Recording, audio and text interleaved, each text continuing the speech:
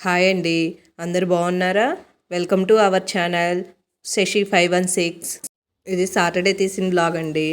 Saturday రోజు evening టైంలో sweet చేశాను. చాలా టేస్టీగా ఉంటుంది. దీనికి కావాల్సిన పాలు, sugar, bread, custard powder, dry fruits, గీ.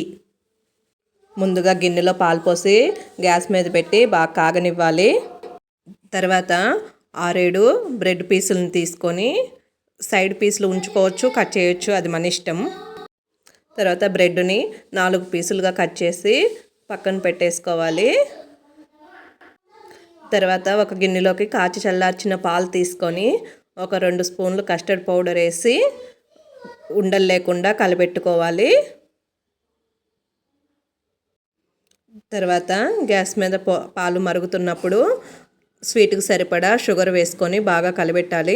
తర్వాత ముందుగా కలిపి పెట్టుకున్న కస్టర్డ్ పౌడర్ని పాలల్లో వేసి మిక్స్ చేసేయాలి. ఉండలు కట్టకుండా ఒక 2-3 నిమిషాలు కలబెట్టుకుంటూ ఉండాలి. అడగంటకుండా ఉండలు కట్టకుండా ఒక 2-3 నిమిషాలు కస్టర్డ్ పాలని దగ్గర పడే వరకు కలబెట్టుకుంటూ ఉండాలి. తర్వాత పక్కన ప్లేట్లో మీ దగ్గర ఏ డ్రై ఫ్రూట్స్ ఉంటే అవి తీసుకోవచ్చు. నా దగ్గర జీడిపప్పు, ద్రాక్ష, బాదం మాత్రమే ఉన్నాయి, అవే తీసుకున్నాను. సన్న పీసులుగా కట్ చేసి పెట్టేసుకొని పక్కన పెట్టుకోవాలి.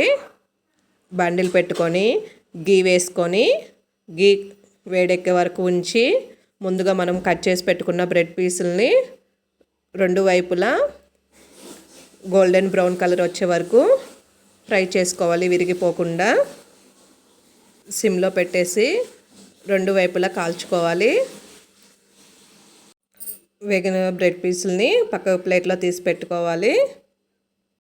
కొంచెం వెడల్పుగా ఉండే గిన్నె తీసుకొని ముందుగా మనం కాచి చల్లార్చుకున్న కస్టర్డ్ మిల్క్ని ఒక లేయర్గా వేసుకొని తర్వాత వేయించి పెట్టుకున్న బ్రెడ్ పీసులను కూడా ఒక లేయర్గా, డ్రై ఫ్రూట్స్ అట్లా లేయర్లుగా వేసుకోవాలి. కస్టర్డు, బ్రెడ్, డ్రై ఫ్రూట్స్ లేయర్లుగా వేసుకున్న తర్వాత దీన్ని ఒక 1/2 అవర్ ఫ్రిడ్జ్లో పెట్టుకొని చల్లగా తింటే చాలా టేస్టీగా ఉంటుంది.